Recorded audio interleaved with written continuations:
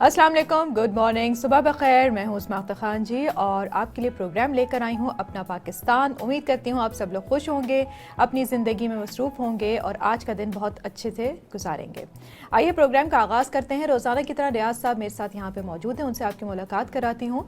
हमारे मुल्क में आए दिन हमें नेगेटिव ख़बरें सुनने को मिलती रहती हैं कि यहाँ पे ये बुरा हो गया, वहाँ ये बुरा हो गया, और कभी बहुत कम ऐसा होता है कि कोई अच्छी चीज़, अच्छी खबर हमारे सामने लाई जाए। हमारे मुल्क में बहुत सी अच्छी चीज़ें भी होती हैं। हमारी कोशिश होती है कि अपने प्रोग्राम में हम सुबह सुबह आपको अच्छी खबरें दें, अच्छी न्यूज़ दें, ताकि आपका दिन अच्छा गुजरे, एक पॉजिटिव एनर्जी आप लोगों के अंदर भी आए। और इसी हवाले से आज एक बहुत अच्छी खबर हम आपके लिए लेकर आए हैं।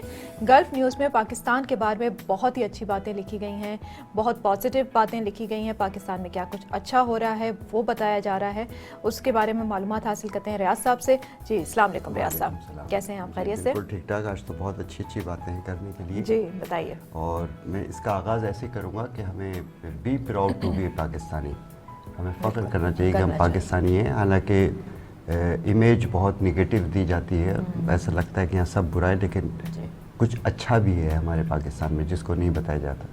तो हम उसी से शुरू करते हैं। अच्छा, ये गल्फ़ न्यूज़ में एक रिपोर्ट शाये हुई है, तो वो गल्फ़ न्यूज़ की अपनी नहीं है, बल्कि दुनिया के मुख्तलिफ़ इदारों ने जो असेसमेंट करते हैं मुख्तलिफ़ कंट्रीज़ का, उसको लेकर पाकिस्तान के बारे में उससे पिक करके उसने पाकिस्तान के बारे में एक रिपोर्ट शाये की है। उसमें सबसे बड़ी बात जो बड़ी हैरत अंगेज़ है, आज जब हम लोग बहुत रोते हैं पाकिस्तान की इकॉनमी के हवाले से, उसमें बताया गया है कि 21वीं सदी में, यानी इस सदी में, जो दुनिया के 11 मुल्क ऐसे हैं जिनकी मईशत इस सदी में सबसे बड़ी मईशतों में शुमार होगी। जी, यानी उसके अपने जो इम्कानात हैं उसके सबसे ज़्यादा, वो सिर्फ 11 मुल्क ऐसे हैं इकॉनमी जिसकी सबसे ज़्यादा स्ट्रॉन्ग होगी 21वीं सदी में। हम रहे ना रहे बहरहाल, तो उसमें पाकिस्तान का 11वां नंबर है। अच्छा, यानी पाकिस्तान से एक्सपेक्टेशन आप देखिए कि इतनी ये उम्मीद अफजा बात है हम सब लोगों के लिए जो हम बहुत परेशान रहते हैं। अच्छा, फिर उसके बाद दूसरा बड़ा इंटरेस्टिंग उन्होंने बताया, जिसको हम कभी समझ नहीं सकते, कि दुनिया भर में उन्होंने इंटेलिजेंस की बुनियाद पर उन ममालिक का इंतखाब किया जहाँ के अफराद सबसे ज़्यादा ज़हीन हैं, जहानत वाले अफराद हैं। उनमें पाकिस्तान का नंबर चौथा है, चौथे नंबर पे। अब आपको पता नहीं, हमें समझ भी नहीं आता। हम जब देखते हैं तो हम तो बुरी बातें करते हैं, लेकिन हम बहुत ज़हीन लोग हैं। अब जहानत से अगर फ़ायदा ना उठा रहे हों तो ये और बात है। उस जहानत को अगर हम सही तरीके से इस्तेमाल अगर उसका नहीं कर रहे, तो फिर मसला ये है कि जहानत का इस्तेमाल तो बहुत होता है, लेकिन डायरेक्शन जो है वो सही नहीं है। तो दुनिया में बताइए चौथे नंबर पर, दुनिया में 198 कंट्रीज़ हैं, उसमें चौथा नंबर होना बहुत बड़ी बात है, बहुत बड़ी बात है। अच्छा, फिर एक और जो हम तालीमी निज़ाम पर बात करते हैं पाकिस्तान की, कि ठीक है उसमें तो कोई शक नहीं है कि बहुत ही ख़राब है, तिजारती स्कूल हैं या सरकारी स्कूल तो है ही नहीं, लेकिन उसके बावजूद जो कैम्ब्रिज के O लेवल और A लेवल के एग्ज़ाम्स होते हैं, उसमें तो दुनिया भर के स्टूडेंट्स शरीक होते हैं, हर मुल्क से होते हैं। उसमें सबसे ज़्यादा जो टॉप करने वाले हैं वो पाकिस्तानी स्टूडेंट्स हैं, और ये अभी तक का नाकाबिले शिकस्त रिकॉर्ड है पाकिस्तान के स्टूडेंट। यानी ये ऐसा नहीं है कि एक साल में पाकिस्तान ने मुसलसल पाकिस्तानियों की तादाद सबसे ज़्यादा है टॉप करने वाले स्टूडेंट्स में, और ये पाकिस्तान का रिकॉर्ड है, वर्ल्ड रिकॉर्ड है अभी तक, जिसे अभी तक इसे बीट नहीं किया जा सका है। ये कितनी बड़ी बात है कि ऐसे एजुकेशन सिस्टम के बावजूद हमारे बच्चे। और आप ये देखें कि अगर इन स्टूडेंट्स को बेहतरीन एजुकेशन सिस्टम दे दिया जाए तो फिर ये क्या कुछ कर सकते हैं। यही मतलब इसमें पॉजिटिव बात है, लेकिन ये हमारे लिए लम्हे फिक्रिया भी है। हम सोचें कि ये बहुत अच्छा हो रहा है, लेकिन इसमें कितनी गुंजाइश है और कितनी वसअत आ सकती है अगर हम थोड़ी सी तवज्जो दें। फिर ये तो खैर आम सी बात है, पाकिस्तान दुनिया की पहली इस्लामी और वाहिद न्यूक्लियर पावर है, ये भी छोड़िए। अच्छा, अब पाकिस्तान कितना खुद कफ़ील हो गया है वेपन्स के मामले में, क्योंकि ज़ाहिर है किसी भी मुल्क की सालमियत का दारोमदार उसी पर होता है, और जबकि ख़ास तौर से वो बड़े दुश्मनों में घिरा हुआ हो, तो पाकिस्तान की मिसाइल टेक्नोलॉजी जो है इस वक्त दुनिया में बेहतरीन टेक्नोलॉजी शुमार की जाती है। दुनिया के वो चंद मुल्क जो मिसाइल टेक्नोलॉजी में बहुत आगे हैं, उनमें पाकिस्तान का शुमार होने लगा है इतनी जल्द। अच्छा, फिर अब थोड़ा सा और आ जाइए आगे कि हम क्या क्या कर रहे हैं। सर्जिकल इंस्ट्रूमेंट्स जो हमारे पास तैयार होते हैं, वो पाकिस्तान दुनिया का वो वाहिद मुल्क है जो सबसे ज़्यादा एक्सपोर्ट करता है दुनिया को सर्जिकल इंस्ट्रूमेंट्स। कितने नाजुक इंस्ट्रूमेंट्स होते हैं वो, आप सोचिए, और उसका क्वालिटी का मेयार क्या होता होगा जो दुनिया के बेहतरीन अस्पतालों में इस्तेमाल होते हैं। तो वो सर्जिकल इंस्ट्रूमेंट की सबसे ज़्यादा मांग भी पाकिस्तान के इंस्ट्रूमेंट्स की है, पाकिस्तान के सर्जिकल इंस्ट्रूमेंट्स की। तो कितनी हसास नोयत के ये इंस्ट्रूमेंट्स होते हैं, और आप उनकी क्वालिटी का अंदाज़ा कीजिए कि सबसे ज़्यादा मांग है और सबसे ज़्यादा एक्सपोर्ट करता है, और इसमें भी अभी बहुत गुंजाइश है कि हम अगर उनको मीटअप कर सकें तो हम बहुत कुछ हासिल कर सकते हैं।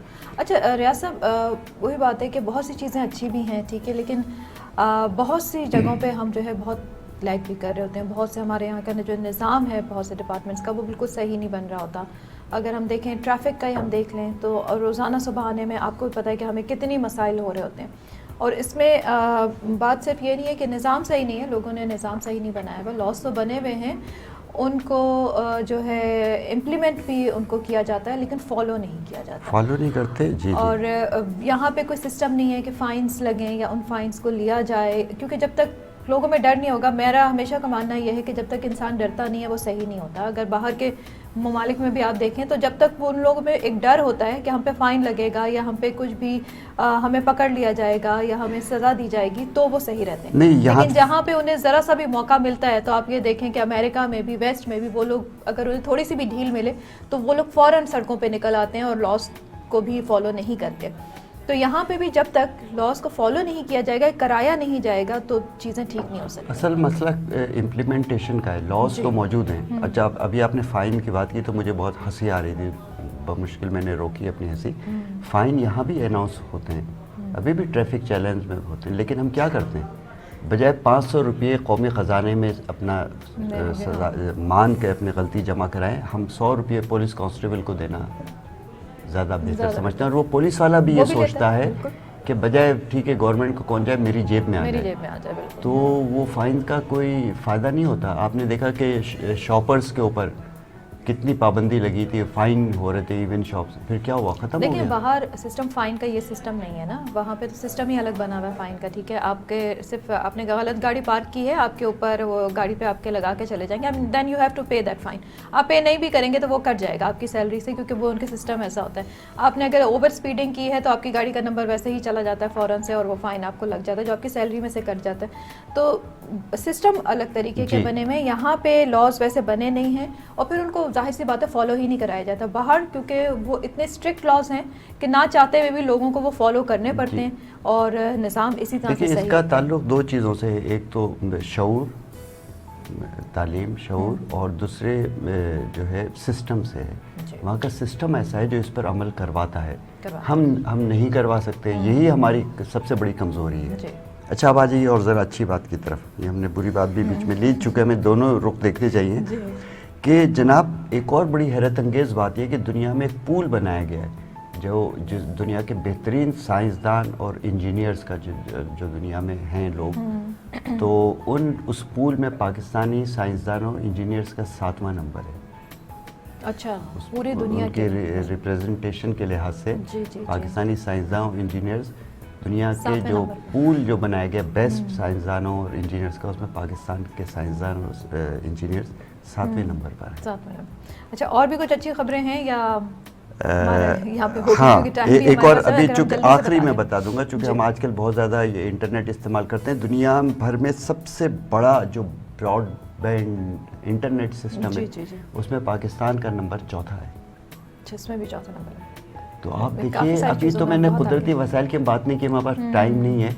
आप पिंक साल्ट को देखिए, दुनिया का वाहिद मुल्क है पाकिस्तान, पूरी दुनिया में जहाँ कहीं नहीं होता, वो हिमालयन साल्ट भी कहते हैं उसे, वो सिर्फ पाकिस्तान में होता है। वो बड़ा नायाब और बहुत कीमती होता है। तो कुदरत ने हमें तो इतनी चीज़ें नेमतें बख्शी हैं, अब हमने डायरेक्टली एक्सपोर्ट करना शुरू किया, वरना इंडिया हमसे लेके और वो कौड़ियों के मोल हम कर रहा था। सो वो उस सिस्टम को भी अभी ठीक किया गया। बहुत शुक्रिया रियाज साहब आपका। और इसके साथ ही एक ब्रेक लूँगी, ब्रेक का वक्त है, आपसे दोबारा मिलेंगे। अपना पाकिस्तान में हमारे साथ रहिए।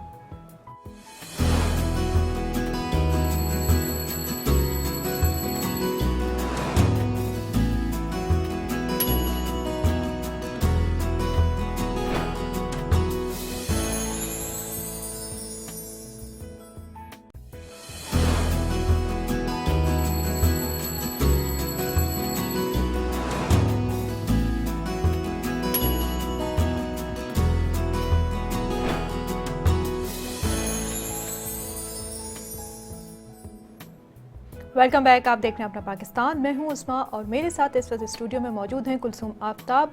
नैपा से इनका ताल्लुक़ है, डायरेक्टर हैं, राइटर हैं, एक्टर भी हैं और नैपा में टीचिंग करती हैं इन सारे सब्जेक्ट्स की। मेरे साथ कुलसूम मौजूद हैं, उनसे बात करते हैं कि इतनी सारी चीज़ें वो कैसे करती हैं और किस तरह से मैनेज करती हैं, मेन इंटरेस्ट उनका क्या है, आगे क्या इरादे हैं, उनसे जानते हैं। अस्सलाम वालेकुम कुलसूम, क्या हाल है आपके? I am all good, how are you? I am good ji Kulsoom. So direction, writing और एक्टिंग भी, साथ ही साथ पढ़ाना भी, फिर ये सब कुछ, तो इतनी सारी चीज़ें, इतने सारे काम, जब इंसान को बहुत ज़्यादा शौक़ हो इस चीज़ का तो ही वो कर सकता है। तो इज़ इट योर पैशन या सिर्फ प्रोफेशन है? एक पैशन का एक दर्जा ये आ जाता है कि आपको लगता है कि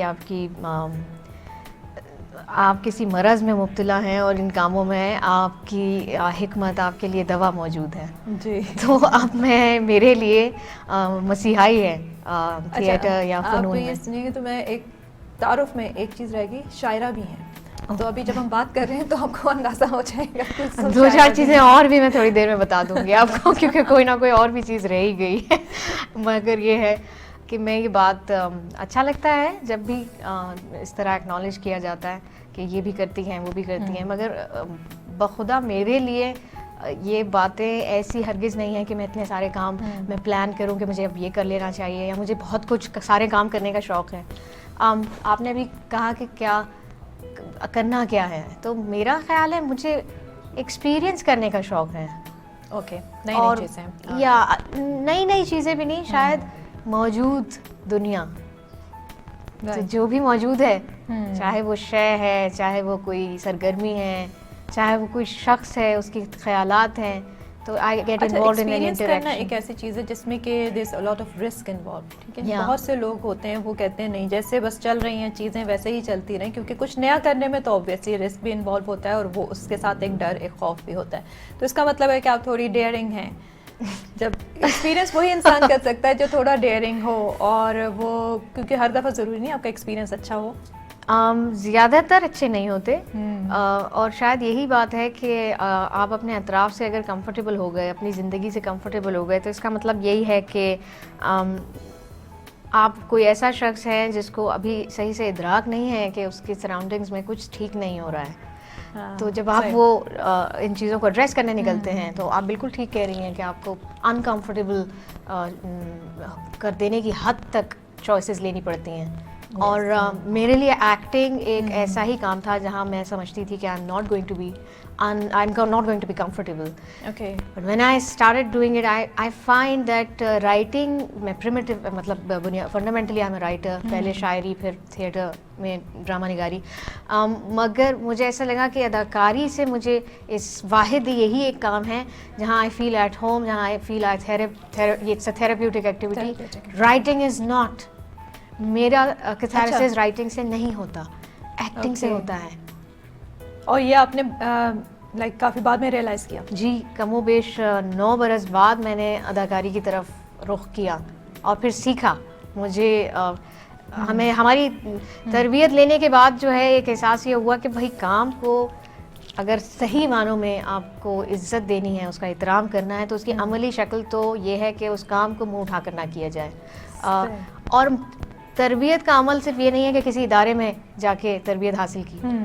मैं समझती हूँ कुछ लोग खुद को भी तरबियत देते हैं, बस ये है कि उनके पास डिप्लोमे नहीं होते तो हमें पता नहीं चलता कि वो भी ट्रेनिंग से गुजरे, लेकिन वो लोगों से सीखते हैं, वो उनके भी कोई एसातिज़ा होते हैं। और अक्सर हम अगर किसी इदारे में जाते हैं तो बहुत सी दफ़ा ये होता है कि हमें वो चीज़ें पता होती हैं, हमने वो चीज़ें सीख चुके होते हैं अपने माहौल से, लेकिन उस इदारे से हमें सिर्फ एक डिप्लोमा चाहिए होता है, एक सर्टिफिकेट दुनिया को दिखाने के लिए चाहिए होता है। मैं एक बात और भी कहूँगी कि आमियान और उसे वो एक मरबूत प्लान है। कोई इदारे में जाकर आप देखिए, अगर मुझे आज मैकेनिक बनना हो तो मैं किसी मैकेनिक के उस पर जाकर बैठ जाऊंगी और वो उस्ताद और छोटे की जो टर्म है, सीखने का अमल कुछ ये है दैट मेरे कहने का मतलब ये था ना, दोनों की सेल्फ टॉट और ट्रेन दोनों को रिस्पेक्ट एक ही तरह करती हूँ, एक ही तरह करती और दोनों ज़रूरी हैं। अच्छा, एक्टिंग का जब आपने रियलाइज़ किया, अब इसके पहले आप 10 साल तक सिर्फ राइटिंग करती रहीं और टीच भी आप राइटिंग ही करती रहीं, डायरेक्शन की तरफ थी, फिर रियलाइज़ कि नहीं मुझे एक्टिंग करनी है, ठीक है। एक्टिंग फिर आपने सीखी भी वहीं इंस्टीट्यूट में, आपने बताया कि आपके जो स्टूडेंट्स थे उनसे ही फिर आपने एक्टिंग सीखी भी, उनसे भी या उनसे सीखी। सो कैसा लगा मीन्स के थोड़ा वियर्ड फील नहीं हुआ कि कल को इनको मैं पढ़ाती थी, आज ये मुझे सिखा रहे हैं? मेरा ख्याल है कि ये किसी भी ऐसे शख्स के लिए एक जिसने थोड़ा सा भी किसी को पढ़ाया है, उससे पढ़ना तो एजाज़ की बात है कि यकीनन आपने कुछ ऐसा ज़रूर पढ़ाया था कि वो आपको पढ़ा सकता है। This is what I heard from my teachers. और लोग महसूस कराते थे कि तुम दोबारा से मतलब कैसे, but I think that was the point when I realised okay I am a learner. और मैं कहीं मेरे अंदर ये पोटेंशियल तो है कम से कम कि मैं दो बातें मान लेती हूँ कि मुझे ये काम नहीं आता, और दूसरी बहुत इम्पोर्टेंट बात, उतनी ही इम्पोर्टेंट बात जितनी पहली, कि इन साहिबा या इन साहिब को ये काम आता है, चाहे वो मुझसे जूनियर ही क्यों ना हो। तो मैंने सबसे सीखा और मैं सबसे सीखती हूँ, और शायद एक मकसद ज़िंदगी का एक्सपीरियंस करने के साथ साथ शायद लर्निंग भी है। लर्निंग, हाँ, और ये सब में होना चाहिए क्योंकि ज़िंदगी प्रोसेस ही लर्निंग का है, और आप अपनी आखिरी सांस तक जो है सीखते ही रहते हैं और कुछ ना कुछ इस दुनिया से लोगों से हासिल करते रहते हैं। अच्छा, एक्टिंग जब आपने स्टार्ट की तो अभी सिर्फ थिएटर में ही एक्टिंग करते हैं, ये नहीं सोचा कि टेलीविज़न की तरफ भी आया जाए और इस एक्टिंग को और मीडियम में लिया जाए? अब टेलीविज़न से मुझे बहुत खौफ आता है ना। खौफ आता है? जी, अच्छा, मुझे नहीं लगता ये कि अक्सर मैं ये बात कहूँगी क्योंकि अभी हम पहले भी बात कर रहे थे, मैं नाम नहीं लूँगी उन शख्स का, लेकिन नैपा के बहुत सारे लोग जिनसे कि मैं मिली हूँ, अब ये देखिए कि 2005 से नैपा जो है बाकायदा तौर पे जो है सिखा रहा है और तालीम दे रहा है, और बहुत लोग वहाँ पे सीखे भी हैं, बहुत से एक्टर्स वहाँ से निकले। लेकिन अगर देखा जाए तो टेलीविज़न की तरफ बहुत कम आए हैं, रेशियो अगर देखा जाए तो बहुत कम ऐसे स्टूडेंट्स, ऐसे एक्टर्स जो नैपा से निकले वो टेलीविज़न की तरफ बहुत कम आए। क्या वजह है? जैसे आपने कहा कि मुझे डर लगता है, सबको डर लगता है क्या टेलीविज़न से? देखिए, ये डर का लफ्ज़ जो है इसको बहुत लेयर्स में इंटरप्रेट करना पड़ेगा। एकदम डर से जो तासुर पैदा होता है, उसके अलावा भी बात नहीं कराते टेलीविजन को, ये भी हो सकता है कि आप समझें कि बस टेलीविजन क्या चीज़ है, हम तो थिएटर करते हैं। देखिए, मैं बिल्कुल खुल के बात करूंगी, शुरू में तो ऐसा भी था ऐसा शुरू में सही बात, मैं सच्ची बात कर रही हूँ, शुरू में तो ऐसा भी था। मगर कई पहले मैं सवाल का जो जनरल एटीट्यूड है उसके ऊपर बात करके फिर पर्सनल पर आते हैं। सो जनरली नैपा का, या मैं कहना चाहूँगी थिएटर का एक्टर, टेलीविज़न में कुछ चीज़ें हैं जिससे घबराते हैं हम, जैसे रिहर्सल का मौका नहीं मिलता। थिएटर का शख्स जो है वो रिहर्सल करता है उसको। दूसरे, आप शायद उस किस्म का कांटेक्ट महसूस नहीं कर पाते अपनी ऑडियंस के साथ। तीसरे, ऑडियंस के साथ तो कांटेक्ट होता ही नहीं होता, शूटिंग तो होता ही नहीं। सो समहाउ देखिए, मैं कभी कभी महसूस करती हूँ दैट एज एन, अभी देखिए जब आप बात करती हैं तो आप मुझे एज एन ऑडियंस पाती हैं, और जब मैं बात करती हूँ तो मैं देखती हूँ कि कितनी रिस्पॉन्सिव ऑडियंस मेरे सामने बैठी है। सो को एक्टर्स का भी वो रिश्ता नहीं बन पाता जब आप कैमरे से कह रहे हैं कि देखिए OTS ले रहे हैं आप, और आप बूम ऑपरेटर को लाइंस दे रहे हैं हुमायूं सईद को समझ के, क्योंकि भाई साहब नहीं आएंगे, आप भी जानते हैं नहीं आएंगे। सो एक तो ये रीज़न भी है कि थिएटर वाले इस बात के लिए एडजस्ट नहीं कर पाते हैं। दूसरी बात ये कि जो ज़रा खामी की बात है, आप भूल जाते हैं दैट अब देखिए मेरी गुफ्तगू की एक टोन है, लेकिन अभी अगर मैं ऐसे बात शुरू कर दूँ तो आपको कैसा लगेगा? और ये बार बार उनको बताना पड़ता है दैट सर आप थिएटर नहीं कर रहे हैं। सो आहिस्ते आहिस्ते हमारे अदाकार या कोई भी थिएटर के अदाकार को वो जो मीडियम शिफ्ट है, वो अपनी मनमौजी लोग होते हैं, वो कहते हैं अभी मूड नहीं है कि वो इस मीडियम शिफ्ट को एक्सपीरियंस करें। I have a certain way of expression, and मैं अभी फिर टीवी पे जाऊंगा, मुझे मध्यम पढ़ना पड़ेगा या जाऊंगी। सो एक ये वजह भी होती है मेरे टीवी के ना करने की वजह। एक तो यही है कि बहुत दर्जों में, चूँकि मैं खुद एक प्ले राइट हूँ, मैं खुद, मुझे कंटेंट से इतराज़ होता है, मुझे उसके रिहर्सल पैटर्न पर इतराज़ होता है। तो मेरे इतराज़ात जो हैं वो जब हो रहे होते हैं तो मैं अपने आप से पूछती हूँ कि मैं हूँ कौन ये इतराज़ करने वाली। पहली बात, उन्होंने अपनी एक दुनिया बनाई है, उनके पास एक इंफ्रास्ट्रक्चर है। सो मैं अपनी दुनिया में, जो मेरी मर्जी की दुनिया है, मैं वहाँ रहती हूँ। बिल्कुल सही। अच्छा, अभी जैसे हम बात कर रहे थे तो एक थिएटर एंड टेलीविज़न में बहुत फ़र्क ये भी होता है, जैसे कि आपने कहा कि हाई पिच पे थिएटर में बोलना पड़ता है, टेलीविज़न में हमें उस पिच को काफ़ी नीचे करना पड़ता है। अब जिन लोगों की हाई पिच टोन नहीं है, ठीक है, और वो थिएटर करना चाहते हैं लेकिन आवाज़ इतनी नहीं निकलती, तो वो फिर क्या करें? वो कभी थिएटर के एक्टर नहीं बन सकते, या फिर कुछ टेक्निक्स, कुछ प्रैक्टिसेस, कुछ एक्सरसाइजेस ऐसी होती हैं कि वो अपनी पिच हाई कर सकते हैं? जैसे मेरी, अगर मैं अपनी बात करूँ तो मैं बहुत हाई पिच पर बात नहीं कर सकती क्योंकि मेरी फिर आवाज़ फटने लगती है। देखिए अभी मैंने जब अपनी आवाज़ बढ़ाई तो वो मैं आपकी चाहती आवाज़ थी में एक ग्रिप थी, ठीक है, ग्रिप होने के हाँ। हम ग्रिप होने के बावजूद भी मेरे जहन में मुझे नहीं मालूम था मैं क्या करूँगी, कैसे करूँगी, पर मेरा जो मोटिवेशन था वो ये था दैट अभी जो मेरे साथ कॉन्वर्सेशन में है, जैसे ही मैं तेज़ बोलना शुरू करूँ तो उसको बुरा तजर्बा हो, ताकि वो ये मैं जो बात कह रही हूँ वो समझ सके कि हाँ टेलीविज़न पर आपको लोअर टोन्स में आज़ादी है जो थिएटर में नहीं है। दूसरी बात, projection, voice projection is not something which is difficult to achieve, not an impossible thing. अच्छा, Within months, within hours, within years you can achieve it.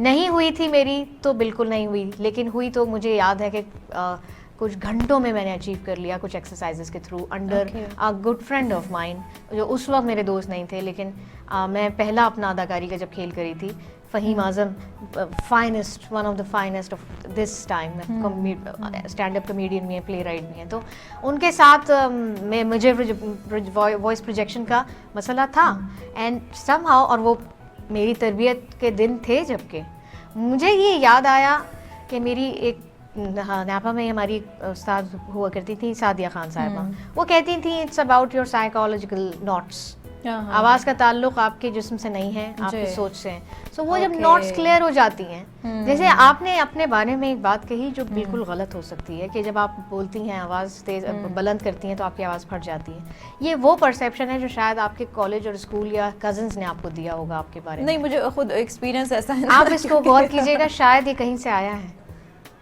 किसी और से हुआ है। नहीं, मैंने अक्सर फील ये किया है कि जब मैं बहुत लाउड बोलना शुरू करती हूँ तो मैं खुद ही कहती हूँ नहीं बोलूँ, लाउड आवाज़ फट रही है इसलिए खामोश रहा जाए। आप अपने आप को एक लाइट में देख लेती है ना, जो अपने आप को किसी भी रोशनी में देखकर हम अपना नुकसान करते हैं, क्योंकि अगर वो रोशनी मुनासिब नहीं है तो हम तो गए।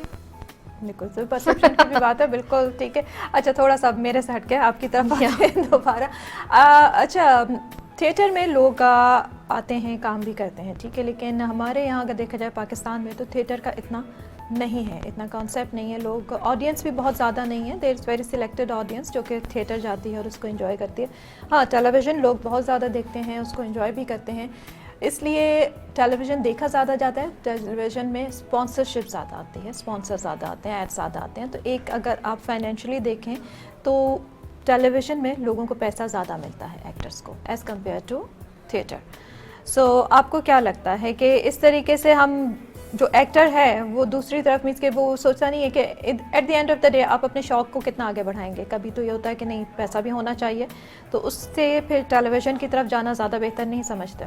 मेरे ख्याल में मुआश और ग्रोथ, यानी it's not your economic growth, your spiritual and artistic growth, both should play a part for you to go and work in television। अगर मैं नहीं करती, मैं गलत करती हूँ, मैं खुल के कह रही हूँ। दूसरी बात, जैसे आपने कहा कि आउटरीच, टेलीविज़न की आउटरीच नेचुरली ज़्यादा इसलिए है क्योंकि एक डिब्बा है, एक मोबाइल है, जिसके जो आपके पास है तो आप टीवी के ड्रामे को रीच कर सकते हैं, लेकिन थिएटर देखने के लिए you will have to come. मैं ये कहना चाहूँगी कि ये परसेप्शन गलत है कि थिएटर जो है उसकी महदूद है ऑडियंस। 2005 में जब मैंने तरबियत का आगाज़ किया था थिएटर की, और 3 बरस के डिप्लोमे के बाद हमारी कंपनी बनी नैपा की, और उसने काम करना जब शुरू किया, वहाँ से लेके आज तक नैपा एक का वजूद ही बहुत बड़ा एक किरदार उसका अदा प्रोडक्शंस के हवाले से। हमसे पहले भी खेल हो रहे थे और उनकी ऑडियंस थी, जैसे शीमा जी खेल करती थी या जो का लाहौर में थिएटर करती थी, उनकी ऑडियंस थी, या सानिया सईद साहिबा जो थी उनकी थिएटर करती थी, उनकी एक ऑडियंस थी। लेकिन नैपा के साथ हुआ ये कि कंपनी बनी, उसने बाकायदा प्रोडक्शंस करनी शुरू की। देखिए 2008 से 2020 की सिनेरियो में मैं बहुत दिलचस्प बात करने वाली हूँ कि जब लॉकडाउन के बाद सिनेमा बंद थे और 2020 अक्टूबर को थिएटर फेस्टिवल करती है आर्ट्स काउंसिल, और दुनिया जहान का नैपा के अलावा के लोग भी, और सब हम उसमें खेल करते हैं। तो हम क्योंकि कोविड का सीन था तो हमें 2 शोज़ करने पड़ रहे थे, सो हम 2 शोज़ बैक टू बैक कर रहे हैं, हाउसफुल जा रहे हैं। सोशल डिस्टेंसिंग थी यकीनन, मगर तिल धरने की जगह नहीं है और ऑडियंस भी है और थिएटर करने वाले भी हैं, और 2008 की तादाद से कहीं ज़्यादा है 2020 में, तो it is an a growing place, what I say हो रहा है। चलिए जी, thank you so much Kulsoom, बहुत शुक्रिया प्रोग्राम में आने का, बहुत अच्छी आपसे बातचीत रही, बहुत कुछ सीखने को मिला एंड आई एम श्योर कि हमारे ऑडियंस ने भी आपसे बहुत अच्छी बातें सीखी होंगी।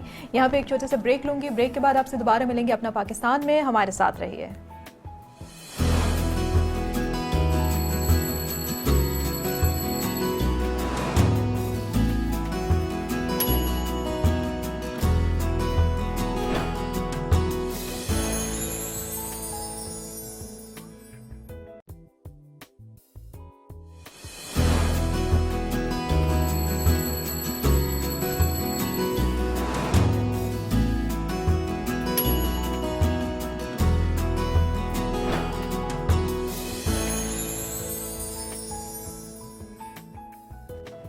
वेलकम बैक, आप देख रहे हैं अपना पाकिस्तान। मैं हूं उस्मा और मेरे साथ इस वक्त स्टूडियो में ऐसे शख्स मौजूद हैं जो हमारे जहनों के साथ खेलते हैं।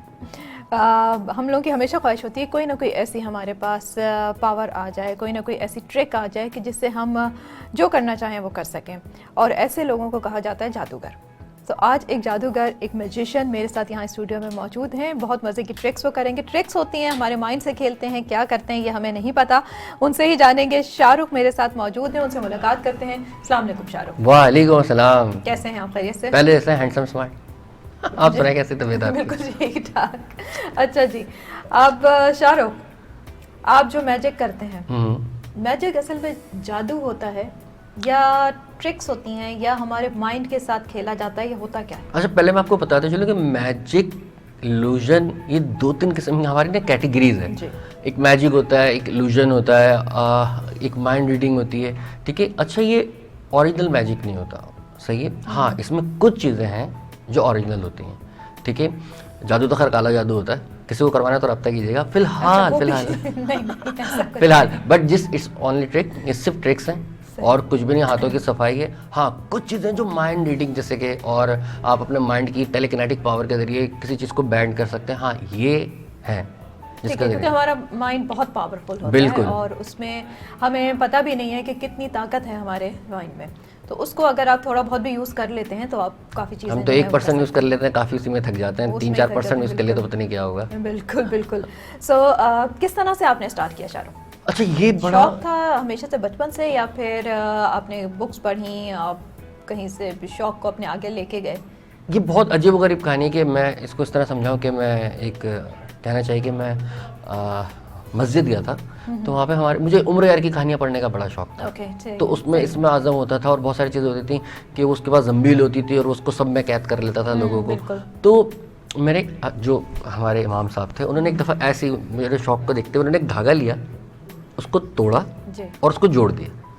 वहाँ से मुझे इंटरेस्ट डेवलप हुआ कि यार ये कैसे, वो मैंने सीखा, उनसे सीखा। उसके बाद फिर मैं सीखता गया, फिर मैंने पूरा इसकी क्लास ली बाकायदा, और मैंने बाहर से भी ली ऑनलाइन, और देन उसके बाद फिर मैंने स्टंट करे बड़े बड़े चैनल्स पे, और आज आपके चैनल पे भी मौजूद हूँ। और बहुत सारी चीज़ें आज हैरान कुन करने वाला हूँ आप लोगों के साथ, और आपको मज़ा आएगा और आपको सिखाऊंगा भी, ऐसा नहीं कि नहीं, एक दो चीज़ें आपको सिखा के भी जाऊँगा। चलो, मुझे भी कुछ सिखा के जाइए। बिल्कुल बिल्कुल। आप देखते हैं कि आज शाहरुख हमें क्या कुछ सिखाते हैं।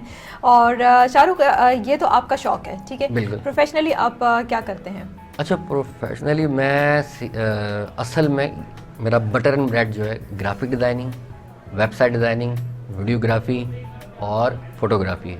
ये मेरा पार्ट टाइम है, मतलब ये मेरा शौक है जिसके ज़रिए मैं लोगों को शौक देता हूँ। शौक देते हैं। और अभी जहाँ पे मैं हूँ वो भी मैं आपको रिवील करूँगा, मैं कहाँ पे हूँ, किस जगह मैं क्रिएटिव हेड हूँ, किस कंपनी में हूँ, और पर अपने स्टाइल से उसको रिवील करूँगा। अच्छा, ठीक है।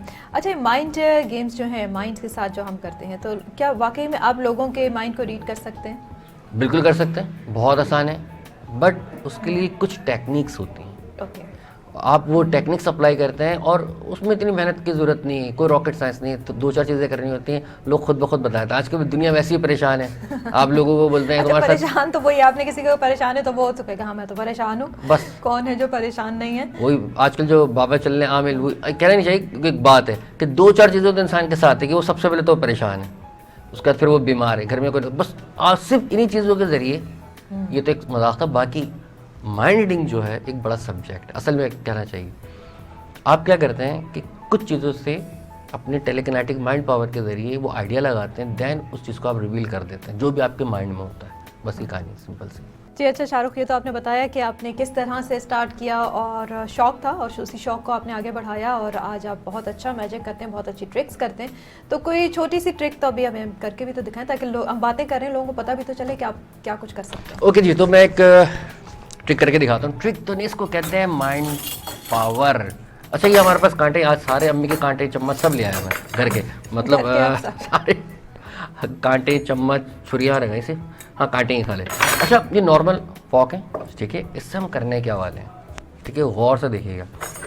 2 ले लेते हैं। अच्छा, आप बताएं इनमें से ये 6 हैं, इनमें से कौन से आप कोई 2 पिक कर लें अपनी मर्जी से, कौन सा ले, कौन सा ले। ये लास्ट वाला कर दें, ये वाला, ठीक है, और ठीक है, एक ये सेंटर में जो है ये, हाँ, ये। चले जी, ये 4 हमने साइड में कर दिए, अब बचे 2। अच्छा, मैंने ऐसे ही किया, आप लोग ये नहीं समझिएगा कि पहले से हमारा डिसाइडेड है कौन से करने हैं। हम मिले हुए नहीं हैं, मिले हुए नहीं हैं। अभी इन्होंने मुझे भी इम्प्रेस करना है क्योंकि मैं अभी तक इम्प्रेस हुई नहीं हूँ, तो देखें ये क्या करते होता हैं है। impress। अच्छा, ये देखें, ये 2 कांटे 2 चम्मच और 2 कांटे 2 फॉक हैं। आपने इसको ज़ोर से लाने, देखें कुछ भी नहीं हुआ, कुछ हुआ, कुछ नहीं हुआ।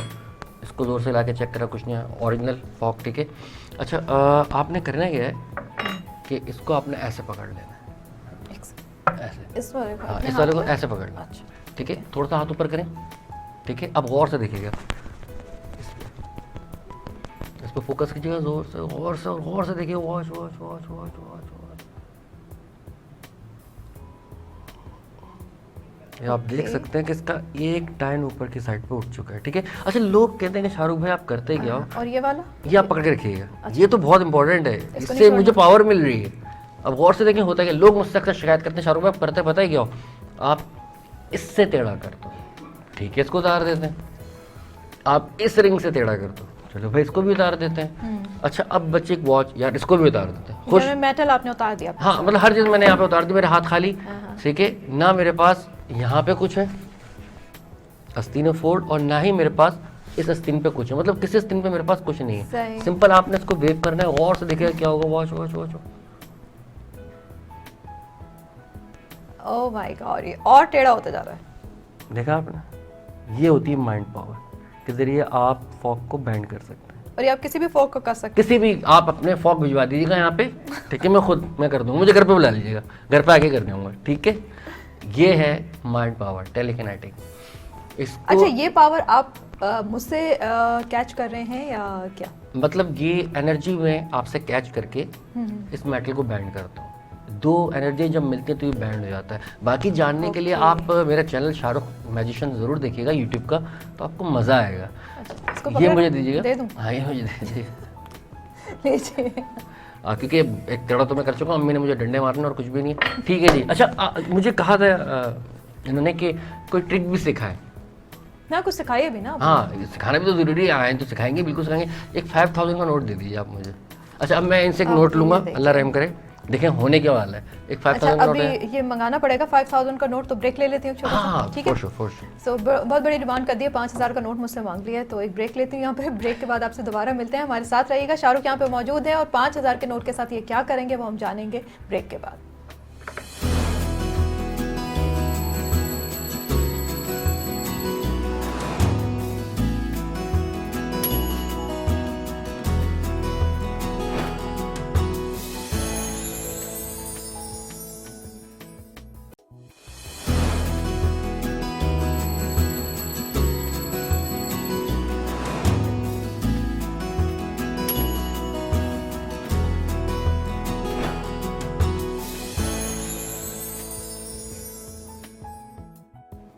वेलकम बैक, आप देख रहे हैं अपना पाकिस्तान, मैं हूं उस्मा और शाहरुख मेरे साथ यहाँ पे मौजूद हैं। 5000 का नोट मेरे पास आ चुका है। बिल्कुल असली कड़क नया नोट है और शाहरुख ने कहा था कि आप 5000 का नोट मंगवाएं और उसके साथ फिर मैं कुछ मैजिक करूंगा। अब ये क्या जादू करने वाले हैं इसके साथ, ये इनसे ही मालूम है। ये लीजिए Shahrukh. Thank you so much. ये तो ईदी हो गई। नहीं अच्छा ईदी नहीं हुई नहीं अभी अच्छा ईद आई नहीं। अच्छा देखिए ओरिजिनल नोट है, मुझे नहीं पता आप इसको कैच कर पाए, ठीक है। इसमें नाम भी लिखा हुआ है बैंक दौलत पाकिस्तान, ठीक है, 5000 ओरिजिनल। अब आपने करना है क्या है, गौर से देखिएगा, ठीक है। वॉच ओरिजिनल फिर दिखा दूँ रजिस्टर्ड करा दूँ, ठीक है। वॉच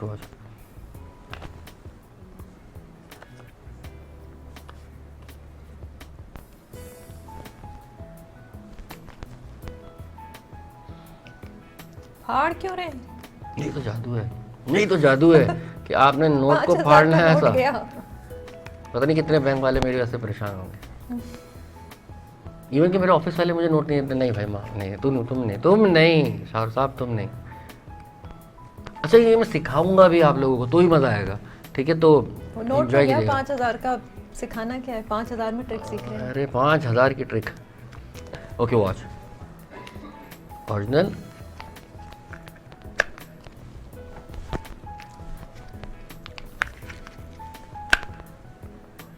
खा गए गया नोट।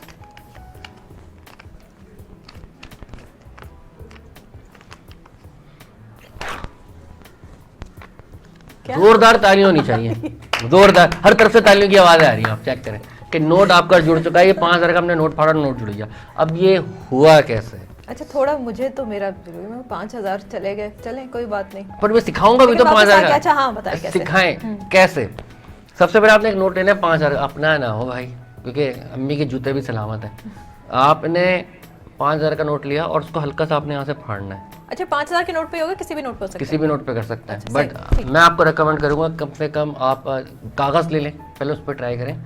5000 के नोट पे नहीं कीजिएगा, ना 1000 के नोट पे कीजिएगा, पहले कागज़ पे। ठीक है। सबसे पहले आपने एक नोट लेना, उसको आपने हल्का सा फाड़ना है, ऐसे हल्का सा साइड से लिया और उसको फाड़ दिया। फिर आपने दूसरी साइड ली और उसको आपने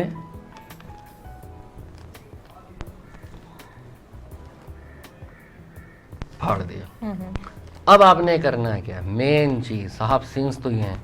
तो आपने नोट पकड़ा ऐसे, आपने इसको दांतों से पकड़ा, खींचा, आवाज सुनानी लोगों को, जो दाएं बाएं आपके लोगों को। सेकंड टाइम आप करते क्या है, दिस इज द पार्ट। आपने लेना है, यहाँ लिप्स रखने और इसको फोल्ड कर लेना है। सारी ट्रिक बता दी।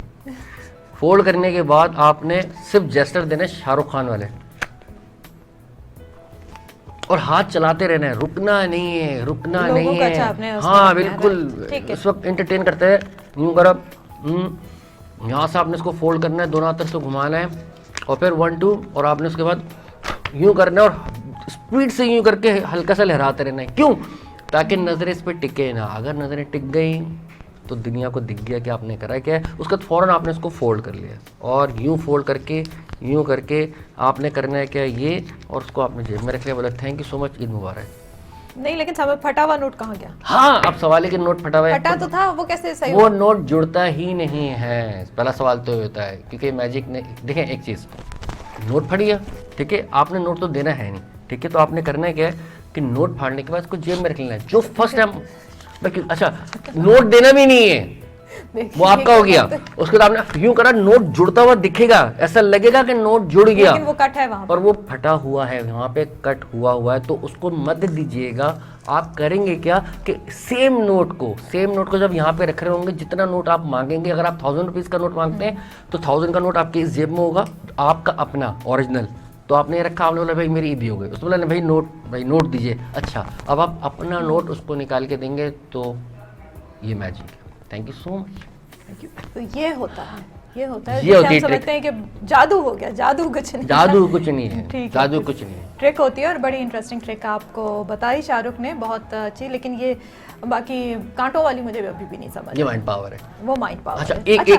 अच्छा ये अलग अलग चीजें, माइंड पावर है, ट्रिक्स हैं, ये सब चीजें, इल्यूजन है, ये सब अलग चीजें। अलग इल्यूजन बेसिकली जो ये स्टेज होता है, इल्यूजन करते हैं हम लोग स्टेज पे, ठीक है। इल्यूजनिस्ट जो होता है वो स्टेज पे करता है बड़े बड़े डिब्बों के साथ। जो मैजिशियन होता है वो छोटी छोटी चीज़ों के साथ बड़ी बड़ी चीज़ें करे जाता है। जो माइंड रीडर होता है वो आपका माइंड रीड करता है, ठीक है, जो क्लोजअप आर्टिस्ट भी मैजिशियन ही होता है एक तरीके का, ठीक है। और एक चीज़ और मैं आपको सिखाता चलूँ, मज़ा आएगा आपको देख के। रिंग, एक जैसे कि रिंग है नॉर्मल, ठीक है, एक आपने रिंग लिया और एक आपने लिया रबर बैंड, ठीक है, ये भी मैं आपको सिखाता हूँ। अब मैं आपको माइंड पावर दिखाता हूँ कि माइंड पावर होती क्या है। देखें, ये आपने रिंग लिया, ये आपने रबर बैंड लिया। अच्छा, इस रबर बैंड को एक साइड पर आप पकड़ लें, एक साइड से, ठीक है। अब आप गौर कीजिएगा, इन्होंने भी हाथ यहाँ रखा, थोड़ा सा हाथ ऊपर कीजिएगा, बस। अब ये रिंग यहाँ पे, गौर कीजिएगा, रिंग ऑटोमेटिक आगे जाएगी। Watch, mind power.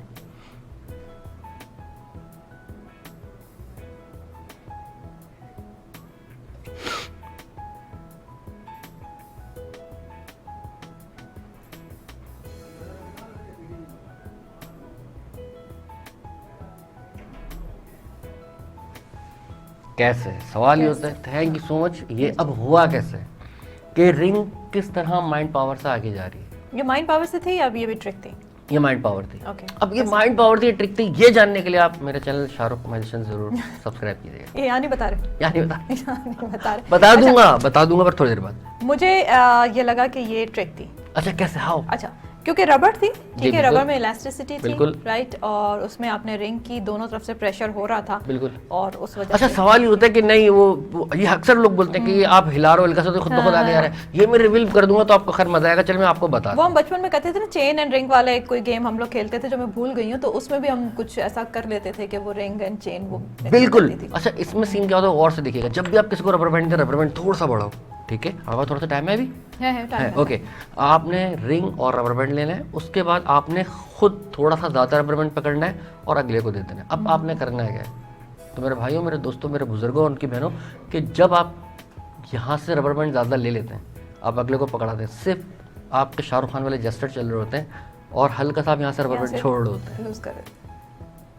ये मैंने यही कहा था, ठीक है, मैंने पकड़ ली थी ट्रिक। वैसे बहुत आसान है, बहुत ईजी है, घर में किसी को भी दिखाएं, आप अपने दोस्तों को इम्प्रेस करें, और भी बहुत सारी चीज़ें जो मैं इनके साथ अभी करने वाला हूँ मैजिक, तो आपको मज़ा आएगा। अच्छा, आपसे हम बहुत सारे चीज़ें करवाते हैं, लेकिन एक तो टाइम की कमी, दूसरा ये कि यहाँ पे हमारे पास इतना स्पेस नहीं है, वरना शाहरुख का जो है इन्होंने बताया कि ये कांच के ऊपर भी चल सकते हैं, ये अपने ऊपर आग भी लगा सकते हैं और बहुत सारी चीज़ें कर सकते हैं। नेक्स्ट टाइम आपको बुलाएंगे तो कुछ वियर्ड सी और जो ख़तरनाक वाले जादू हैं आपके, वो आपसे कराएंगे। बहुत शुक्रिया प्रोग्राम में आने का, बहुत मज़ा आया आपके साथ, बहुत इंटरेस्टिंग प्रोग्राम रहा हमारा। और इसके साथ ही प्रोग्राम का वक्त यहाँ पे ख़त्म होता है। आपसे इजाज़त चाहूँगी, अपना बहुत ख्याल रखिएगा, लेकिन जाने से पहले आपको फिर याद करा दूँ कि हमें लाइक कीजिए, सब्सक्राइब कीजिए और बेल आइकन का बटन ज़रूर दबाइए, और हमें फॉलो कीजिए ट्विटर पे, इंस्टाग्राम और फेसबुक पे। अपना बहुत ख्याल रखें। उस्मा अख्तर खान जी को इजाज़त दीजिए। अल्लाह हाफिज़।